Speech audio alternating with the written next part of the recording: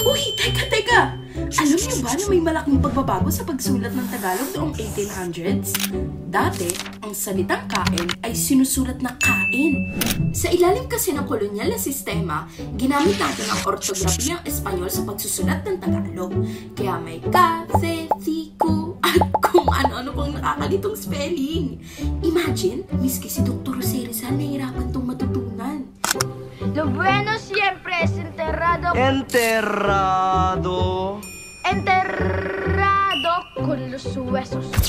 Kaya naman, noong 1890, sinulat niya ang On the New Orthography of the Tagalog Language, isang mungkahi para baguhin ang paraan ng pagsusulat natin. Ang solusyon? Mas simple at sistematikong alpabeto.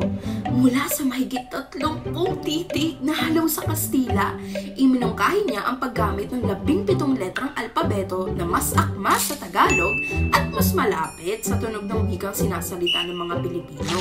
Halimbawa, pinalitan ng C at QU ng letrang K. Kaya mula sa kain, naging kain. Mula sa kilos, naging kilos. Ang U na sinusundan ng patinig ay ginawang mas simpleng W. Kaya ang kwento ay naging kwento. Pati na rin ang mga salitang araw at awa ay simpleng araw at awa na lamang. Mas madali, di ba? At hindi lang yan. Tinanggal din ang mga hindi kailangang titik tulad ng LL, CH at Enye na hindi naman bahagi ng katutubong tunog ng Tagalog. Ang totoo nga niyan, una tong iminungkahi ni Dr. Trinidad Pardo de Tavera, isang scholar na nais paunlarin ang wikang Tagalog.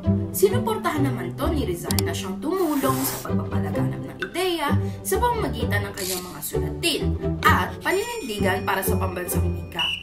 Dahil dito, naging mas madaling pag-aralan ng wikang Tagalog at ito ang naging pundasyon ng ortografiyang Filipino na ginagamit natin sa kasalukuyan.